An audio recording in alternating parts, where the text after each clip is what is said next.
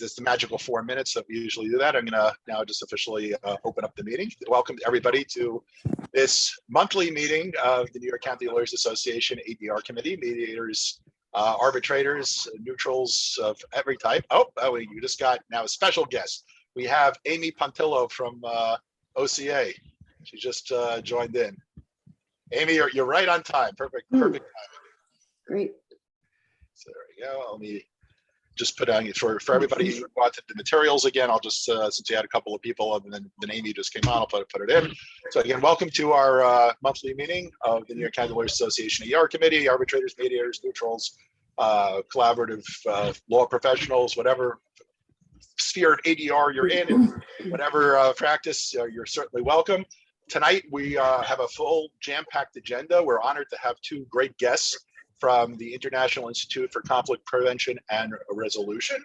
And those are Mia Levi and Ellen Parker. And everybody saw from the agenda which I sent around, Mia is the Vice President for Global Development for Dispute Resolution Services at CPR, and Ellen is a Senior Vice President there. And they will be discussing, amongst other things, an overview of the two sides of CPR, which are the institute, the think tank, that's always a tongue twister, part, the dispute resolution services side, operation of the panels and neutrals, and diversity efforts, among other things. And they have a wonderful slide deck, which they prepared as, plus other promotional materials for CPR. Again, I'll put it in the chat one more time. I know for everybody's having the chat is probably way redundant, but why not? We're going to get underway with that, but I just wanted to, before we do that, give a brief overview of the other topics we're going to be discussing. We have some other CLE events which are going to be coming up. So I'll briefly mention those in case anybody has to leave the meeting at some point. We are going to be going till 8 o'clock tonight, or even a little bit after that if you want. But not too much because I got to file a motion after I'm done with this wonderful meeting. So we do have coming up in June, this has already been confirmed, and this is going to be now a 4 half-day program on June 4th, 11th, 6th, and 13th. That's Friday, Sunday, Friday, Sunday. We're going to have back again as an encore Professor Bob Collins running an advanced divorce mediation training. That is actually up on the NYCLA website, will be advertised. Don't worry, it's going very shortly on the DCR listserv. DR listserv, but we can eventually, anybody who wants to get a jump on that, certainly send Chris Nelson or myself an email. We could let you in on it. Same program as last year, 16 hours, part 146 approved. Online. The only difference is that instead of going for 2-day marathon sessions on one Friday and one Sunday, and one of them actually, I think, went for close to 10 hours, which is I think the quintessential definition of Zoom fatigue. If anybody can go for more than 10 hours straight on Zoom, it's pretty impressive. So we've broken it up more this year. They're going from, give or take, 9:30 to 2 p.m. on Fridays, and then from 12 p.m. to 5:30 p.m. on the Sundays. So again, that's going to be in June, June 4th, 6th, 11th, and 13th. With Professor Bob Collins. Great rate, by the way. If you're not a NYCLA member, it's $600. If you want to become a NYCLA member, the membership would almost pay for yourself, especially if you're a first-year new lawyer coming out right off the bat from law school. It would be $400 if you're a NYCLA member. So that's for 16 credits and the Part 146 advanced training. The course normally retails at other providers for about $1,600. So, Professor Collins gives us a nice deal on this. And if you're happen to be a Sabbath suburban, it's Sabbath friendly as well. So you get it on Sunday, or if you just have a busy work week as well, you get the advantage of having brunch with everybody on Sundays and having a great time. So certainly come out for that. The other thing that we're doing in CLE land in terms of what's coming up is a presentation on bankruptcy mediation. That's going to be on the afternoon of May 21st, 2021. That's a Friday, running from 12:30 p.m. to 3:30 p.m. And that's going to have a bunch of very seasoned practitioners, as well as Judge Elizabeth Stong from the Bankruptcy Court in the Southern District, and former Judge Melanie Siganowski. She's now at Otterberg. And both of them will be, along with a group of other practitioners, will be running a mock fraudulent conveyance mediation. So for those people who practice in bankruptcy, who want to learn to practice in bankruptcy, they'll also be discussing bankruptcy mediation concepts in general, as well as bankruptcy law concepts for people who don't practice in that field, including myself. So that's going to be, again, for the 3 hours, and then there's that mock mediation. But the fraudulent conveyance mediation, I've been told, will also appeal to commercial mediators and arbitrators as well. It's not just specifically for the bankruptcy context. Obviously, that'll be the overlay, but it should be a very entertaining program. All right, then the last thing we're going to do, especially since we have Amy here, is after Ellen and Mia speak, is we're going to be discussing what's been going on with the Part 137 program, since you saw many of you before back in December for our training, of which Amy was a part of, and how that program is progressing. There's been a change in the lineup, sort of to speak, in terms of the administrator. We now have Federica Romanelli. She is taking over for Ariana Diaz, who I believe went to a community mediation organization. I don't remember exactly what one's running right now, but Federica has stepped into Ariana's shoes. And of course, there's Anthony Maria Bova, NYCLA's general counsel, who's running everything in the background. So very excited about what's going there. Particularly, there's been a development in the way the tech checks are now conducted. We've now decided that we can consolidate some of the tech check work into the day of the hearing or the mediation session itself. So that's a major logistical update. But in terms of the way that new mediators and arbitrators are coming into the ranks for being trained, we also have some news to report on that. But let's get the main show on the road.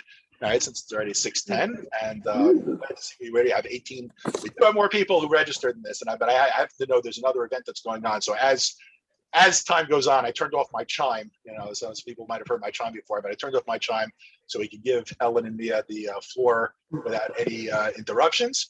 And before we do that, I just ask everybody, please put yourselves on mute, except for Ellen and Mia, while they're speaking, to give them your attention. And if you have any questions or comments and what else, please post them in the chat, and at various points we'll hopefully be able to address them. So without further ado, I'm going to turn it over to Chris Fladgate, our co-chair. And is he still here? And no, there he is. Yes, I see him. All the postage stamp boxes. So Krista Gottlieb calls this in Zoom. I have to agree with that. We all start to look like postage stamps as you get more people come on. So I'm going to turn the program over to Chris, who's going to introduce Ellen Parker, Senior VP at Cpr, and then Nelson Timken, our Vice Chair, will introduce Mia Levy, also Vice President at Cpr. So Chris, take it away. Okay, thank you, Alan, and welcome everyone. I hope you're having a good evening and looking forward to the meeting. It is my pleasure to introduce Ellen Parker. Ellen is a trusted and uniquely capable attorney who has served as Principal and Associate General Counsel at KPMG. She's a subject matter expert in conflict resolution. Ellen co-chairs the American Bar Association's Dispute Resolution Section Task Force on Innovative Conflict Prevention Techniques.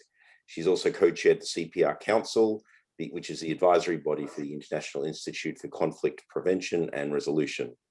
Beyond her professional affiliations, Ellen is a highly engaged member of her community, currently serving as the board chair for Urban Word NYC, a nonprofit organization that champions the voices of New York City youth by providing platforms for critical literacy, youth development, and leadership. It is my pleasure to introduce and welcome Ellen tonight. Thank you, Chris, and thank you, everybody. And reading my bio made me realize I have to update it because the ABA task force ended last August. Oh, there we go. Not to worry. But thank you. And thank you all for having Mia and me here today. I understand that you have previously had presentations by AAA and NAM. And I know, seeing a lot of names, many of you are familiar, I believe, with Cpr. For those who are not, I like to say we're kind of like the little kid on the block compared to AAA in any event. But although we're small in size, for staff, we're mighty.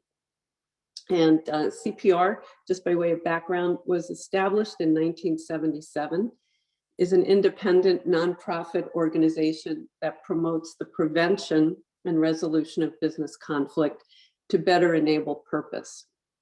Cpr was the first organization to bring together corporate counsel and their law firms to find ways to lower the costs of litigation. We're also the only ADR organization whose rules are drafted for the end users by the end users. And we do this as follows. CPR is divided into two parts, as Alon had said. CPR Institute, which I will discuss, and CPR Dispute Resolution Services, which Mia will go into. The Institute is the membership and programming side of CPR, and as Alon also said, referred to often as the think tank side. CPR Institute drives a global prevention and dispute resolution culture through the thought leadership of our members. And our members are comprised of companies, law firms, individual practitioners, mediators, arbitrators, other types of mediators and of neutrals and conciliators, and academics who specialize in the field. We convene our members through our 10 committees and 2 standing task forces to share best practices and develop what we hope are innovative tools for resolving and preventing disputes. These tools become the rules, procedures, and protocols that are used on the DRS side. In addition to our committee meetings, and I'll go into those a little bit, because while our committees are mostly limited to our members, our standing task forces are not. They're open to the public.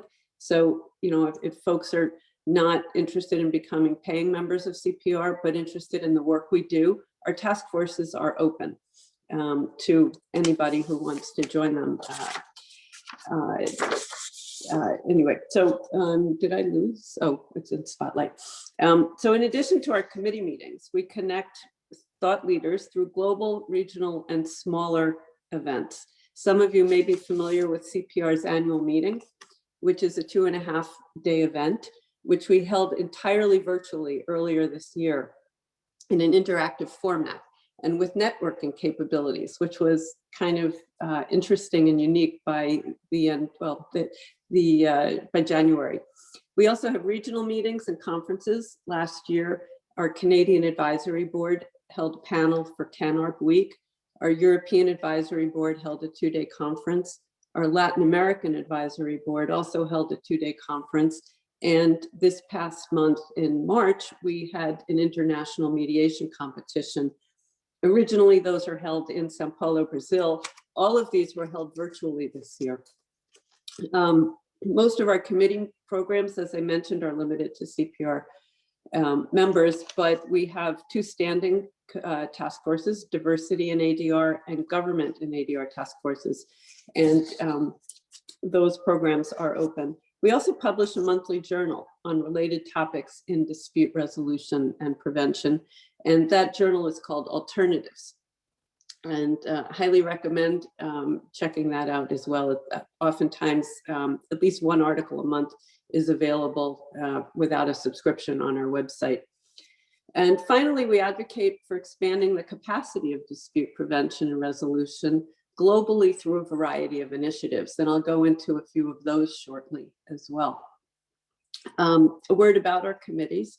In 2020 and 2021, in addition to our traditional focus on critical ADR issues, the CPR Institute quickly took on some new challenges, as did the rest of the world, but challenges to dispute prevention and resolution created by the pandemic. As an example, and when I say we quickly took on the challenges, our staff were told to stay home on March 16th. Our small staff, we have a dozen full-time employees, told to stay home on March 16th. On March 17th, we had our first committee program by Zoom.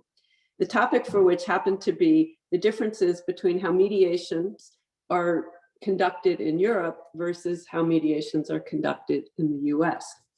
Being somewhat opportunistic, we recognized that much of Europe had already been experiencing the shutdown before the US.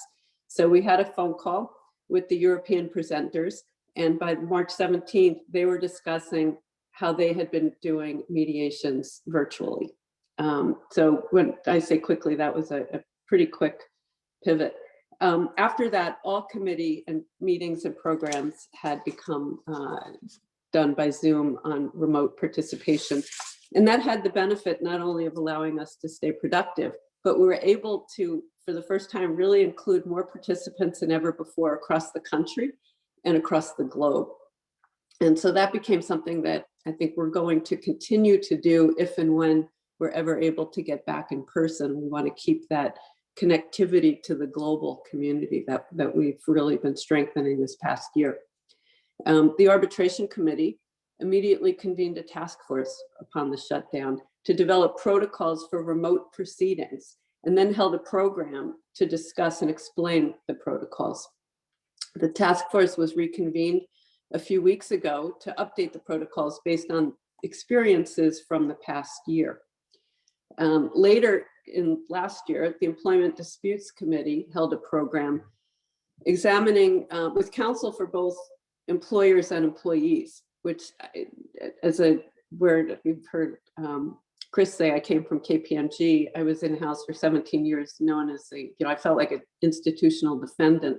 So the concept of working collaboratively together with counsel for employers and employees to develop protocols and examine sources of conflict and ways to resolve them was quite unique. So the counsel for both sides examined the rise of COVID-19 employment claims, including novel theories behind these claims, potential liability, and best practices for preventing and resolving these disputes. And in addition, with the move to remote working, we also developed a series of programs called Conflict in Closed Spaces, which examined how to manage the loss of boundaries now that everybody was working in their homes. We talked about conflict when you're living and working alone, and conflict when you're in a close space with someone else. How to drive a positive work culture in the virtual workspace, and how to maintain personal stability. And those programs, to the extent they were videotaped, not all of them were, are available on our website and can be seen in the resources center of the website under the title ADR in the Time of COVID, little play on love in the time of cholera. So in any event, among our most recent initiatives that I've been most excited about, and you heard this when Chris talked about the ABA task force, is the Dispute Prevention Pledge for business relationships. And CPR and everything I've talked about has really been so far about dispute resolution. And this concept of prevention is the P in CPR. It flows from other work that our Dispute Prevention Committee has done, but also from CPR's history of pledges. And by way of background, in the 1980s, CPR developed, and this was sort of the basis of its development, a policy statement on alternatives to litigation, otherwise known as the Cpr Pledge. And we encouraged signatories to come to the table. This pledge brought parties to a dispute to come to the table and thoughtfully discuss alternate approaches to resolving their disputes instead of automatically running to the court. Again, this is the early 80s. To date, more than 4,000 companies and 1,500 law firms have signed this pledge. The CPR policy statements are bilateral and reflect the commitment of signing parties to consider ADR methods. And if those of you who were practicing back then recognize the thought of mediation to litigators, the thought of arbitration to trial attorneys was an anathema. They didn't want it, companies didn't trust it, and here we are today. It's a huge part of resolving disputes. So our pledge, called the Dispute Prevention Pledge for Business Relationships, it takes our focus on recognizing it takes commitment for a movement, and also focuses on, well, the prior work was on resolution. This focuses on dispute prevention. It encourages companies and organizations to consider embedding in their business relationships or contracts mechanisms that can help the parties in to these arrangements identify conflict early when it inevitably arises, because truthfully, conflict is inevitable, right? Disputes don't have to be. So these mechanisms will help the parties identify conflict and prevent it from hardening into a value-depleting dispute. where the parties, get them before the parties are in their do or die positions. Companies of any size, and this was the slide deck that Alon mentioned earlier. It sets forth the pledge and mechanisms that can be used. So companies of any size, law firms, partnerships, nonprofits, and really anyone entering into business relationships are all eligible and encouraged to sign the pledge. And as I said, this can be found on our resource page on our website, and also the pledge is in the slide deck. But we ask you, sign it. It's a number of our neutrals have signed as well, and it's global at this point. We've got quite a few global companies that have signed it, some law firms and neutrals. To help facilitate with this dispute prevention pledge, CPR, with the help of its dispute prevention committee, launched several versions of a model dispute prevention provision, which, if you're familiar with step-up clauses for dispute resolution in a contract, it's very similar, but it has earlier steps that recognize there are mechanisms to put in place to help with conflict, but you don't actually have a dispute yet. And there are three types of this. You can have a standing neutral, a standby neutral, or no neutral at all, but the parties empower representatives within the two or multiple parties to the contract to work it out, to own the relationship.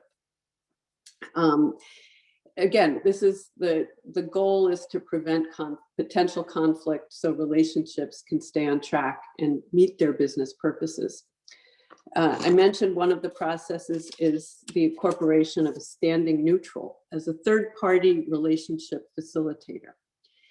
Many people hearing this concept for the first time quickly reject it as too complicated, too time-consuming, too expensive, adding unnecessary expense. We recognized these questions and put on several programs, starting with our annual meeting back in January, demonstrating a simulated negotiation of a joint venture. The bitter failure of this joint venture 2 years later, where the parties had not anticipated or didn't have somebody to help them anticipate the problems that come down the road, and the failure of the joint venture because they just found themselves with irreconcilable differences. And as an aside, it's been pretty documented, 60 to 70% of joint ventures fail. So this is really something that can help parties keep the value of the business purpose they entered into. So the first simulation was negotiation, typical negotiation with strong business terms and failure 2 years later. And then we did a simulation of a parallel negotiation where the parties said, hey, I've heard about this thing called the dispute prevention pledge, or I'm sorry, the model provisions for dispute prevention. Why don't we try this standing neutral? And then they demonstrated the use of the neutral. And 2 years later, the parties have actually worked out and anticipated, with the help of the neutral, the issues. And they had a subsequent success of the joint venture. One of these programs is publicly available also on our website. And if anybody's interested, I can get that link and put it in the chat.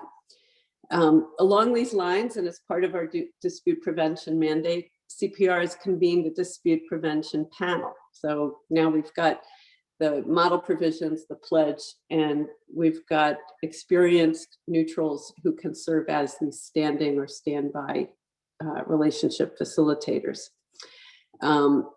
We're also working on, with several law school professors, a training for advanced relationship facilitation in this dispute prevention and relationship management is what we're calling. And we're hoping to roll that out toward the latter half of this year.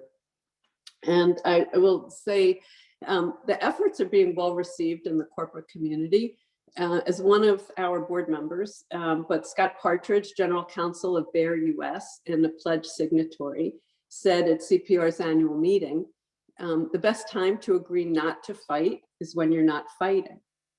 So you can go to your competitors, you can go to your major customers before you have a dispute You have already agreed on how you're going to handle it. And you can do that from a position when you're not giving anything up at that stage. You're not being weak, you're actually being thoughtful. So I encourage folks to take a look at this and think about how it could apply in your business. Finally, and then I'll turn this over to Mia, diversity, equity, and inclusion initiatives. See, these have been a significant area of focus for CPR for the last several years. We have a standing diversity and ADR task force that is open to the public. So again, I say if this is something that any of you are interested in, please join us. The task force is co-chaired by retired Southern District New York Judge Shira Shinlin and retired Third Circuit Judge, or former, because he's now a partner at a firm in Philadelphia, Timothy Lewis. And this task force has done some great things that I'll get into. Another initiative we have that's also open to the public is YADR. And this is part of CPR's commitment to growing the pipeline of the next generation of ADR leaders. YADR group is open to attorneys 45 years and younger or practicing in dispute resolution for less than 8 years. Last year, our YADR group, they convened, they network, they put on programs. So last year they joined with NYCLA for a virtual annual year-in review event covering hot topics in dispute resolution, including how sustainable is our virtual new world, human rights, environment, and cybersecurity impacts.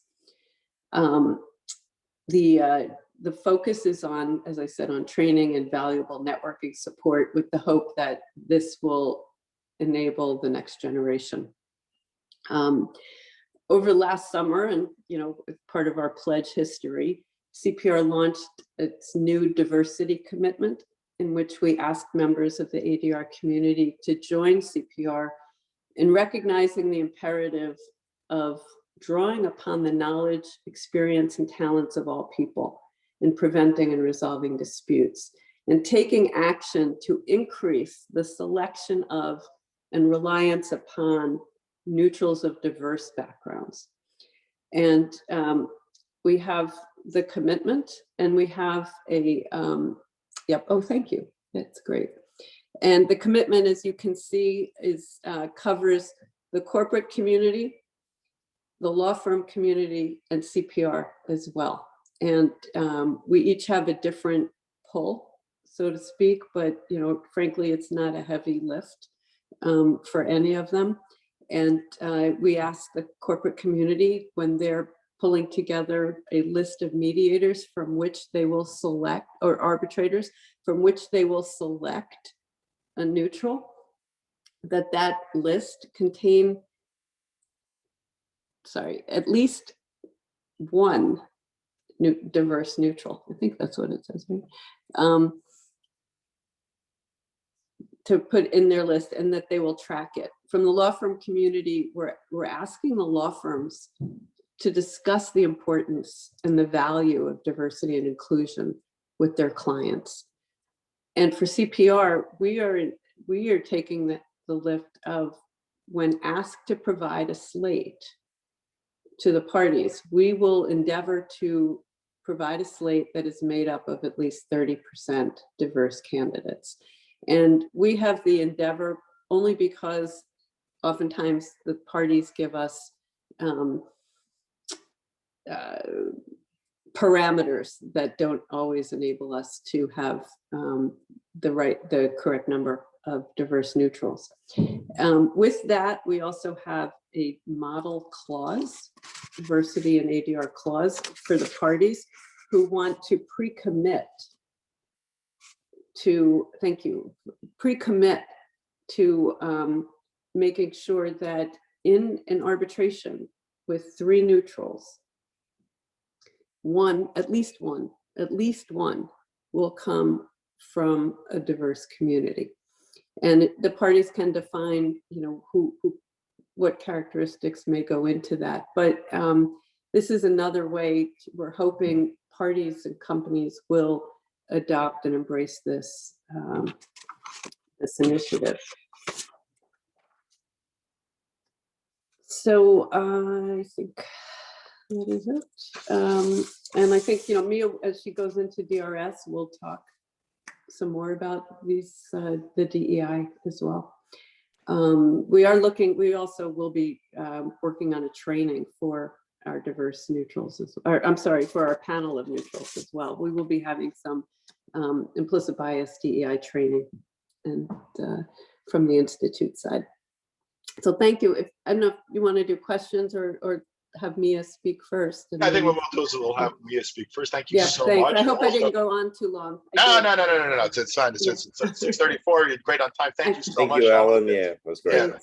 It was great. That's very extraordinarily informative. Again, for those people who came on, afterwards as we started the presentation, please, just look at the invitation. The materials can be downloaded.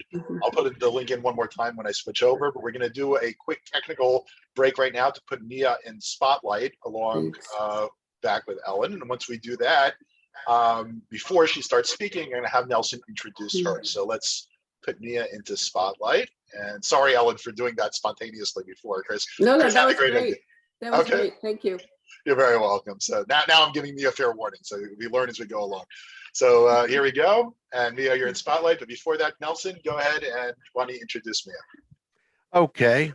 Can everyone hear me? Hopefully. Yes. Okay. It's my pleasure to introduce Mia tonight. She's the Vice President of Global Development for Dispute Resolution Services of the International Institute for CPR.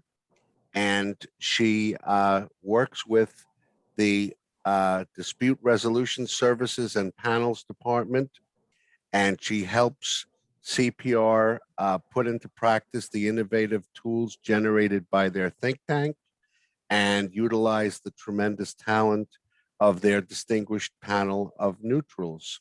Before she joined CPR, she worked with the AAA, and her last position, from what I'm reading here, was the AAA's construction division as the Director of Dispute Resolution Services for the Northeast, where she was responsible for administering complex, multi-party, and high-profile construction cases, as well as developing and recruiting a diverse panel of neutrals and new matters for the construction division.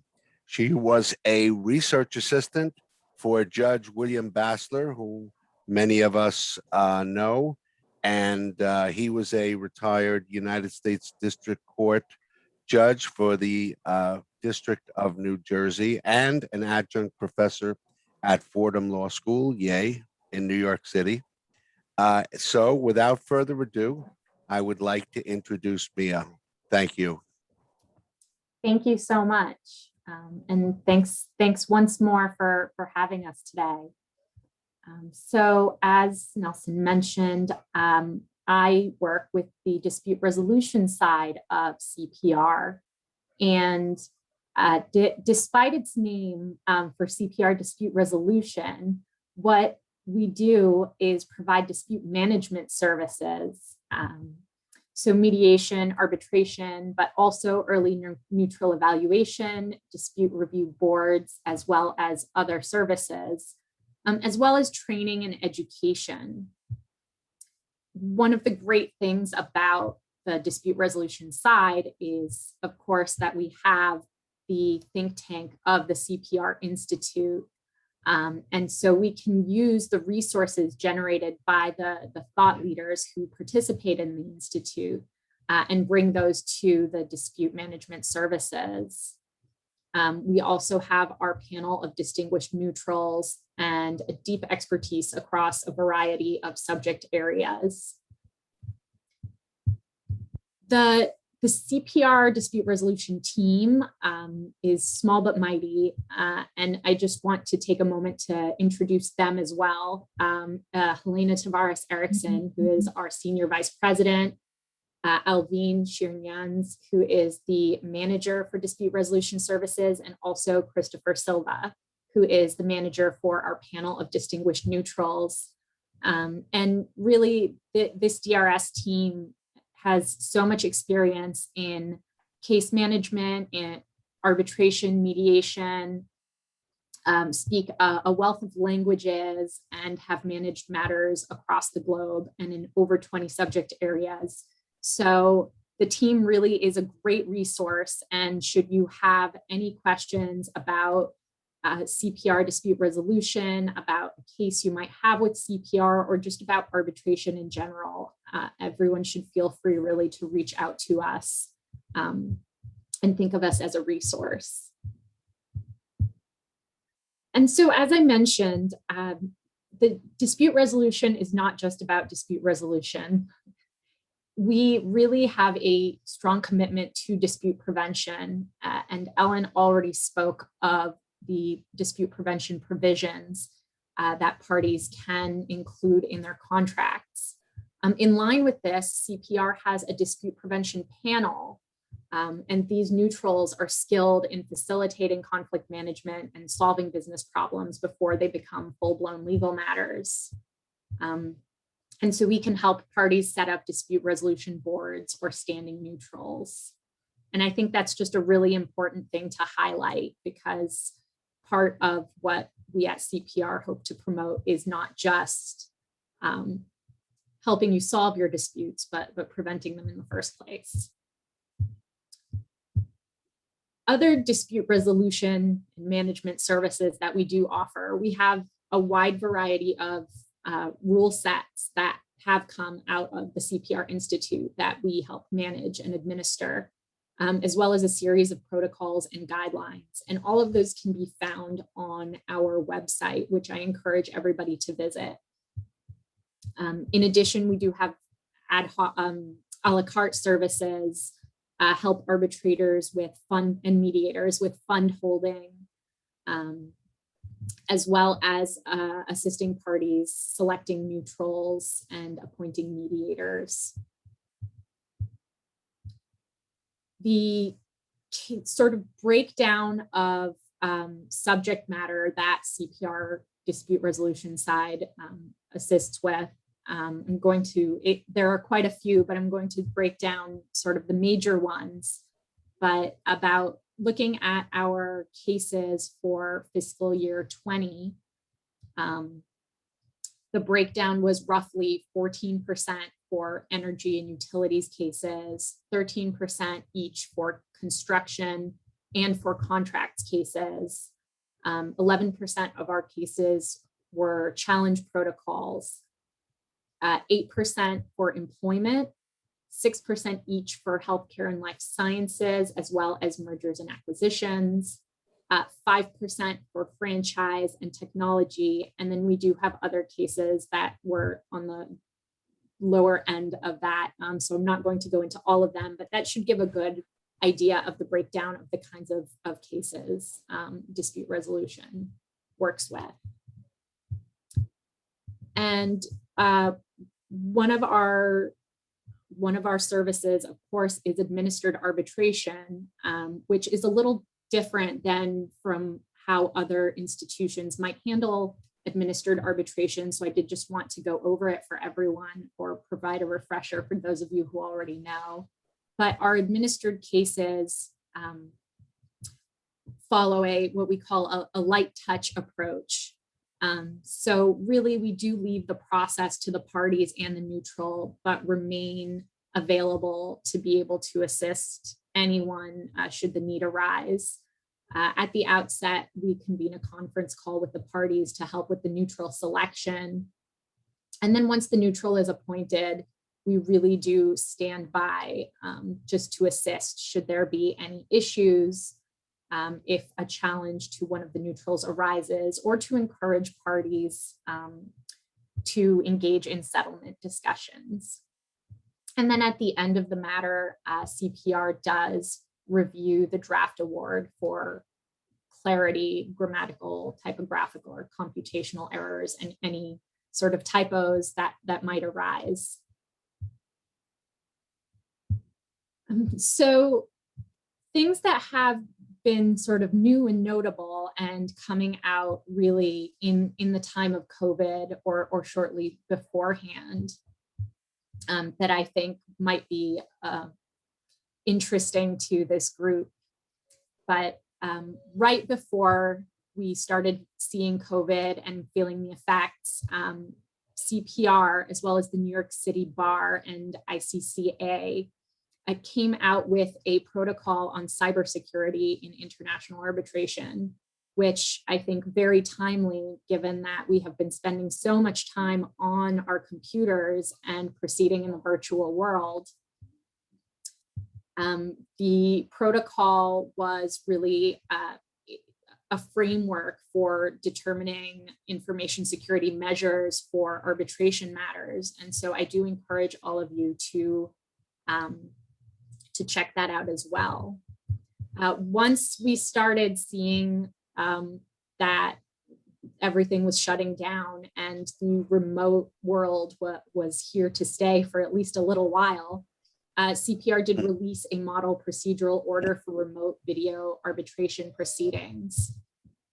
And now that we're over a year in, I know we're all pros with Zoom and with virtual proceedings, but I think it's always important to keep in mind because it is a checklist of issues and guidelines. So it can really serve as a refresher to make sure you're covering all of the important points at the outset so that there are no issues further down the line. Another program that we launched as a response to COVID was a integrated mediation program, which we have now actually evolved to not only serve as a COVID program, but really to handle any business disputes. It's a program that integrates services from CPR for our case administration and mediators. It incorporates FTI and their virtual platform, as well as their case valuation services, as well as legal innovators who can provide an optional bench memo. And we really think that this program, now called the Integrated Resolution Program, is a good way for parties to be able to bring disputes to a faster resolution and all in one spot, especially as the courts are, while reopening, still maybe not moving as fast as some of us would like. A few other new and notable things for the dispute resolution side. Our fast track administered arbitration rules or procedures, which do piggyback on the administered arbitration rules, were another way that we really hope to help parties drive down cost and time to resolution.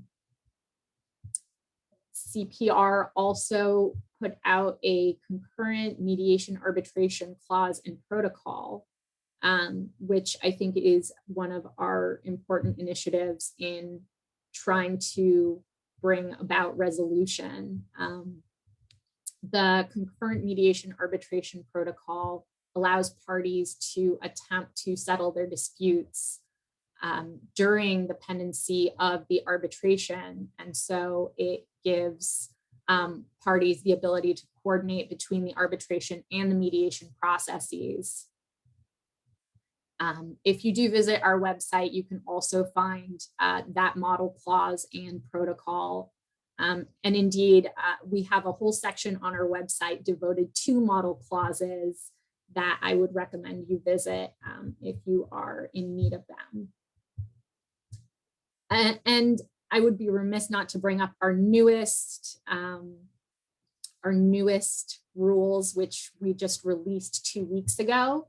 Our employment arbitration rules that just came out. I did include the sort of press release, our blog post, which has a lot of links in it so that you can read through it and also link back to the rules themselves, as well as the task force, and see what the rules really are about. But they do, we think, emphasize all of the benefits of arbitration while still providing protections that parties would expect should they be hearing their employment dispute in court. There are also specific provisions to consider for cybersecurity, for discovery, for early disposition, and do include remote hearings. Also in that posting, we did just recently update our employment-related mass claims protocol. So there are also links to that on that PDF that was just up.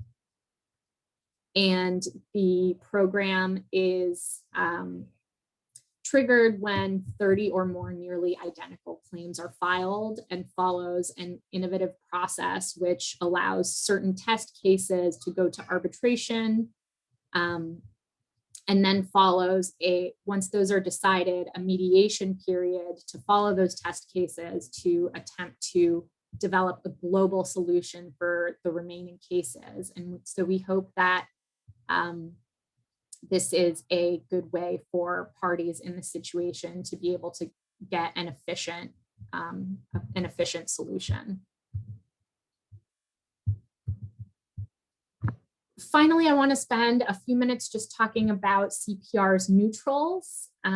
As of this time, we do have a little over 650 neutrals. We have about 29 countries represented. It's really a global panel of neutrals that have experience in over 30 specialty panels. We are always looking for diverse candidates. And as Ellen had been discussing before, we really do have a commitment to promoting diversity on our panel. So as of, I think 2 weeks ago, our panel had 37% of our roster comprised of women, minorities, and people who self-identify as LGBTQ, which is a really great number. The rest of the numbers I have are still from fiscal year 20, but in that last year, 43% of our new panel members were diverse. And a really exciting metric, in my opinion, is that actually 36% of our selections in fiscal year 20 were women, minorities, and people who identify as LGBTQ. One of the big challenges of an administrative institution is that even though you can provide diverse neutrals in a listing, getting parties to select diverse neutrals isn't always in our hands. So we really pride ourselves in that number, and that our parties are also feeling the importance of the same initiatives. So just looking at a few more comments on that, but we also do look for geographic and other diversity in our panel. So to the extent that you have colleagues who might be located all around the country, to also encourage them to apply to our panel. We do have a growing caseload in employment and life sciences. And so those are areas where we are always looking for neutrals, and especially diverse neutrals. So to the extent that you know anyone, again, please feel free to send them our way or put us in touch with them. Always looking to grow our panel and have a more diverse offering. So that was everything that I wanted to cover. And I think maybe now we can open up the floor to questions for either Ellen or myself. Yeah, I think that's a great idea. Thank you so much, Mia. And thank you so much, Ellen, for wonderful presentations. As Mia just said, the floor now, I'm just going to take off the spotlight if I get that up there. There we go. The floor now is open to questions. If anybody has anything to ask, now's your chance. So just jump on in. Always tough to be the first one to ask. All right, so you know what? I'll do the honors. Oh, we have one more person just joining in. Always nice to watch our panel. Okay, great. We're not going to put him on the spot though. My question is this, actually to both of you, but maybe more towards Ellen. With respect to the dispute prevention initiative, I've been to the annual meeting. Ellen knows we had a great time playing trivia and getting to know each other with our last names. So, but in thinking about all that presentation, which by the way, I have to say, it was directed by Noah Hanft. And I have to tell you, if you want to learn how to put together a scripted presentation, just irrespective of the actual substantive content, just in terms of the procedure of what he did, phenomenal job. I mean, that is the way to put together a scripted presentation. We at NYCLA usually don't do scripted presentations as part of training because we want to try to give the spontaneity of it, but there's a tremendous value to scripted presentations because you can actually plan what the various arguments, and in that particular presentation where you're talking about the pre-negotiation beforehand, and then what happens later on, and then a comparative scenario, there's no question that the scripted presentation works much better than unscripted. And so if anybody wants to learn how to put together a presentation like that, it's a great learning resource.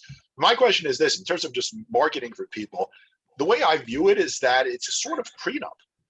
If you think about it. Exactly that. It is just like a prenup. And when I go out and market it and to get folks to sign it, I say that if you think about what we're asking you to do, it's exactly right. Right. So it's basically, it's a prenup for businesses, Well, it's the person. It depends when you put the facilitator in, but if you've got the relationship facilitator in as the parties are contracting, like a deal facilitation, but they're really more relationship oriented. It's like the premarital counseling, my rabbi gave me, which was, asking my husband if he wanted the same number of kids that I did. Had we thought about that? Had we talked about this? And it's exactly, it's not prenup but it's marriage counseling, prenup marriage counseling. It's right. Have you thought about these issues? And it's just it's the person, it's really early issue spotting by the neutral to say, have the parties thought about contingencies, what happens if? And in the simulation that you and I saw, Alon, the neutral recognized that in this joint venture, and it was for electric car chargers, charging stations, the two parties were agreeing one would do the identification of spots and marketing it, and the other side would build these things. And I forget now, but one of the sides didn't do what it was supposed to do. And so by year 2, it failed. It failed brutally. But when you bring in the relationship facilitator who doesn't make decisions for either party, it's still self-determination, but it's saying, hey, 6 months in, and you have these quarterly meetings under the process that they set up. 6 months in, the facilitator says, what happens if by year 2 at this benchmark, you can't deliver? And they sort of say, oh, that's something we haven't thought about because it just seemed we're so gung-ho in this relationship. And so they worked it out. And in this simulation, they describe the issue spotting and working it out. And 2 years later, the parties are saying to each other and the facilitator, we're so grateful for you for recognizing this or anticipating this. We never really thought of that. And that's where the value comes in of this arrangement. One of the values comes in from the arrangement. I think the other is just the parties committing, recognizing the value of this business relationship transaction is great, and they don't want to lose it. And I've seen too many times in corporations as outside counsel and inside counsel, egos get in the way, parties retrench to their positions and gather their, circle the wagons, and they're like, start preparing for litigation that might come 2 years down the road. And it's, it's a culture shift too. It's not the way to do business. So this is an effort to, what we're hoping to do is go out and, really sort of educate companies. And many companies, by the way, are doing this. They just don't call it dispute prevention. Or, but they're doing things like alliance management And they're doing some other things where they have, trying to think what it is. Intel does this in their construction projects. They build in an expert. You know, a lot of construction companies have dispute resolution boards, but by then it's not quite a, I'm going to sue you or arbitrate dispute, but they bring it to decision makers. This is to keep the self-determination, but before there's a dispute. So, I think it's a great idea. yeah. Anybody have any questions on that? Any other topic? Actually, I'm just thinking, you know, off the bat, it's a further follow-up for those people who practice in the commercial field. Sometimes we're trained to, especially with people who've been working together for some time, you have a joint venture scenario, and then something goes awry. But other than that, they've had a very long history together. And you don't want to necessarily deep six the relationship because it could be profitable going forward. Sometimes putting that dispute prevention mechanism in place going forward as a restorative matter, you know, is sort of putting a safeguard there. It's I think a very good way of melding the two processes together. Because on one hand, you're restoring the relationship, and at the same time, you're prophylactically preventing it from deteriorating in the future, so that the very problem that they had in the first place won't be yelling at. Always nice to make a call. So Ilan, we have a question in the chat from Richard Lutringer. Yes. And it is, how many mediations and arbitrations does CPR handle each year? So I don't have the exact breakdown of how many administered cases we have, but because a lot of our CPR neutrals are also involved in our non-administered cases that we might not know of, just because, you know, when they are non-administered, the parties can just pull from our panel of neutrals without coming to us and handle the case on their own. So I'm not actually sure we have, we ever know the full number of cases that CPR and CPR neutrals handle each year. In terms of administered cases, while I don't have the exact numbers, I can tell you we're not at the level of the AAA, so we don't have quite that many cases, but it is a smaller number of administered cases. Yeah, it was actually that CPR member that did all the, not everything we did at KPMG was non-administered. You know, and I think part of that does come from the fact that when CPR started out with the rules, the non-administered rules were really the first ones to come out. And our administered rules are a little bit younger than our non-administered rules. So we are still growing in terms of our administered services, but our case management team has so much experience at this point that we do continue to grow our administered caseload each year. Can you tell everybody about the Pathways to Employment program? Absolutely.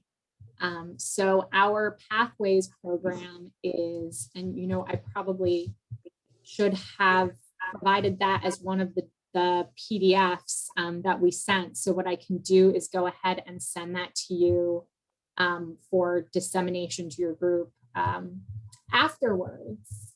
But the Pathways program is essentially a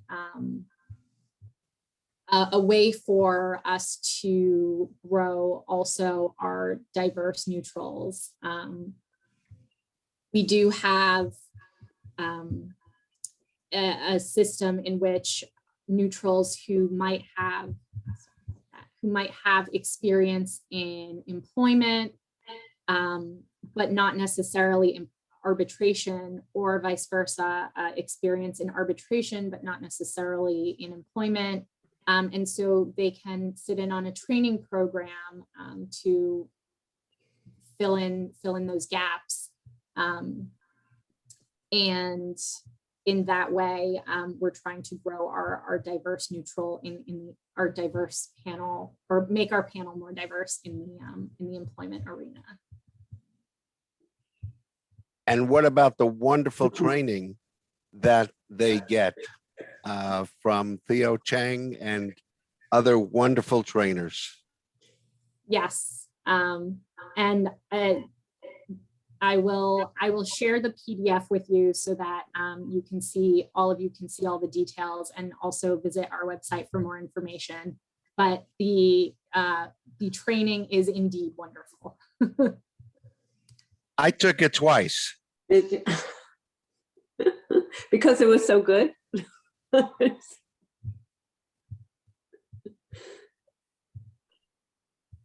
You have any Can you other talk questions? about, Yep. yeah, Please, go ahead. can you talk a little bit about experience thresholds in terms of getting on panels? What is it that you're looking for in terms of, I understand certain backgrounds in terms of substantive experience may rank some areas higher than others, but just in terms of experience as a neutral generally, are there any sort of, some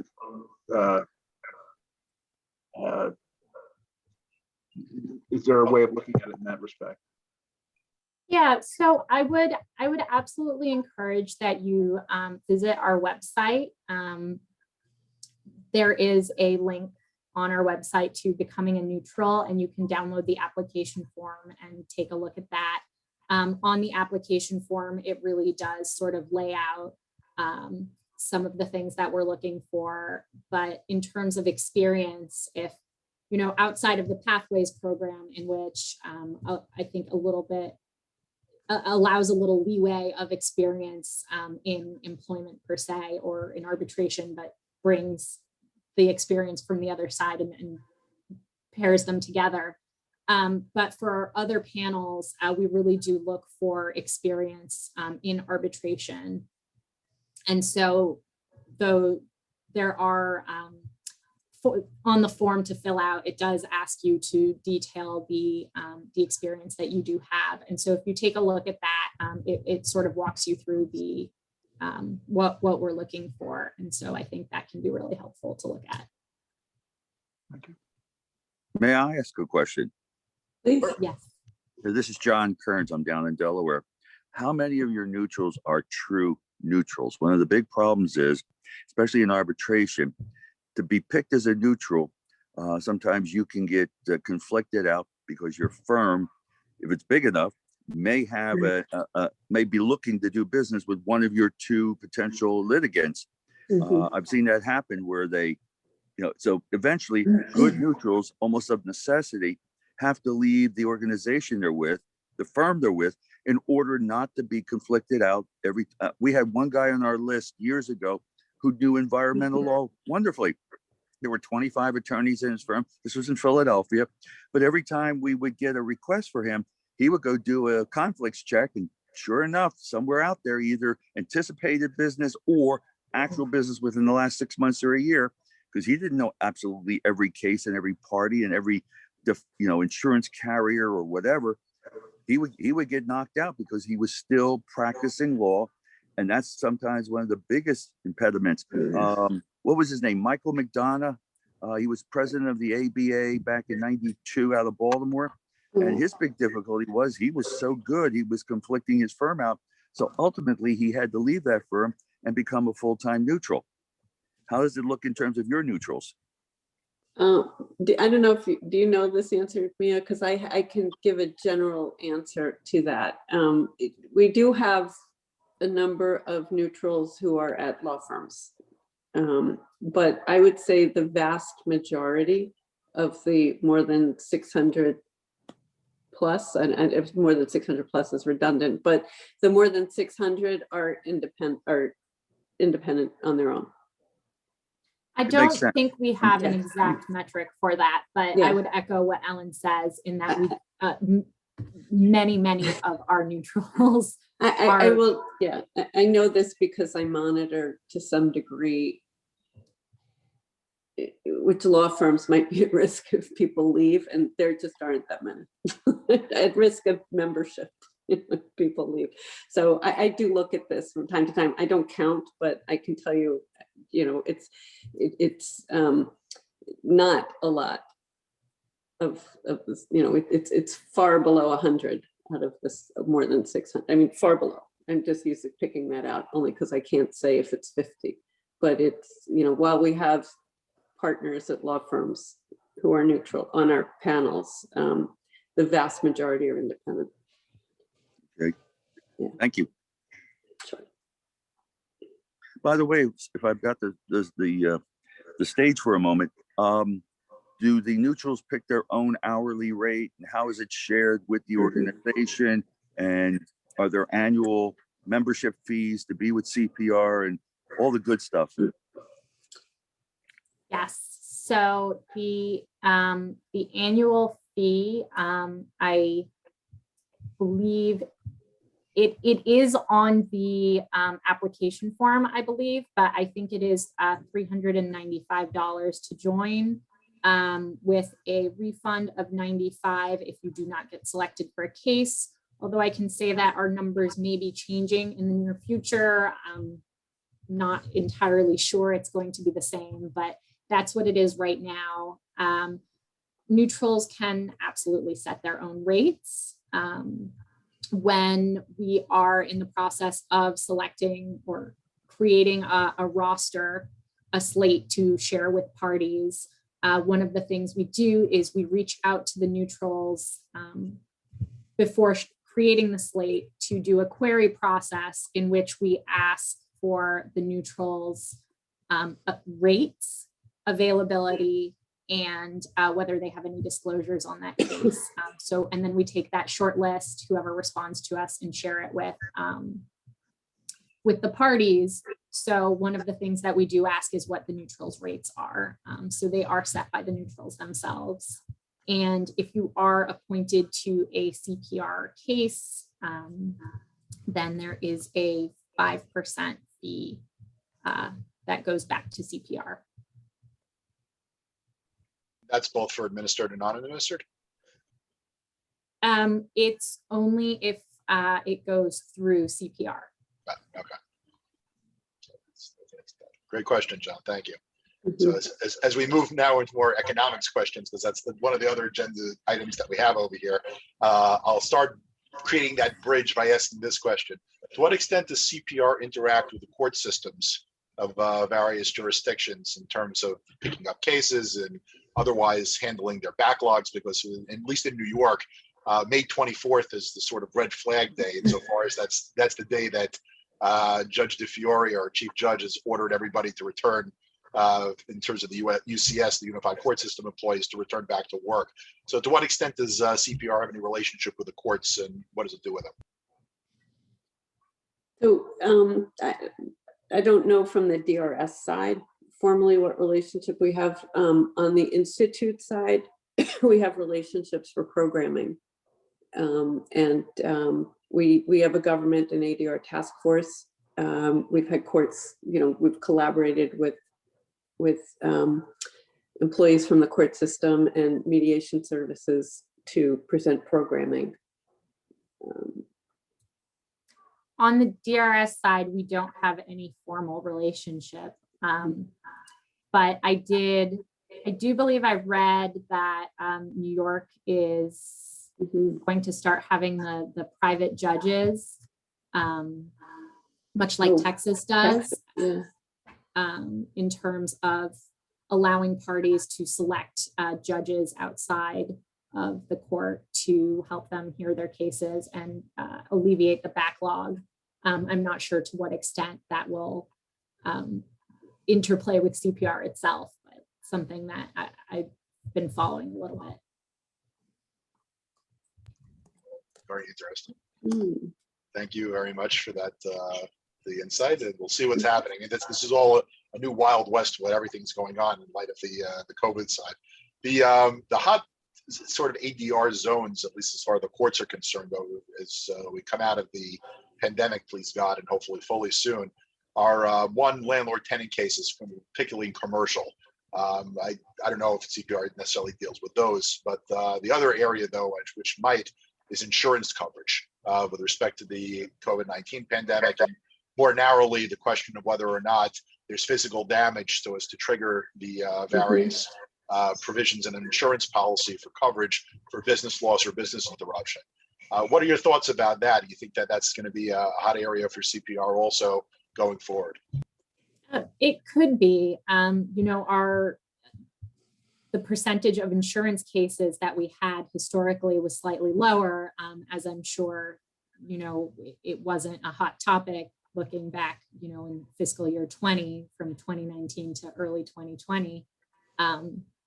But I think that will have a much larger share going forward with all of the business interruption cases, certainly. We have an insurance disputes committee that is co-chaired by in-house counsel from Assurant and an attorney in the Midwest who used to be from Perkins Coie, but a policyholder, handles policyholder claims, and a robust committee of practitioners on that issue. And it's been something the committee has been talking about, and a couple of our neutrals that are involved in that committee as well, early on in COVID and throughout, have been monitoring which way the wind is blowing in the various cases, recognizing exclusions or coverage and whether physical damage is required versus, I think a recent case just came down saying if it, or pleading was court ordered, it was government ordered. I couldn't go to my office or use my store. But we've been doing a lot of talking about it in an effort to see if there's appetite to try to get a dialogue among the major players in the industry to see if there's some way to come up with some protocols on this. So it's being monitored by a number of our institute members. And to the extent that these cases are under $5 million in dispute, our integrated resolution program, that is the mediation program I had referenced earlier, might be a good place for parties to start, as it is really a one-stop shop where they can have those valuation services for damages looked at by FTI and have a mediator handle it for a flat fee. And of course, mediation is, I think, preferable to parties who are trying to at least get some kind of, mutually beneficial outcome as quickly as possible. It's an interesting topic. Yeah. Can I bring up sort of a collateral issue? Back after 9/11, I was called in to mediate a case where a Broadway show had been closed down after 9/11. The first 4 or 5 days were basically martial law, Right. but after that, there was no dispute between the insurance carrier for business interruption and the show. But after that, became a real question, just how successful was the show going to be? Was it really going to be around? For the first couple of months after 9/11, they were giving out free tickets to police officers' families, firemen's families, and all that, just to keep the theater filled. But ultimately, too many people were just not willing to cross that line and either come into the theater area or even come into New York for that matter.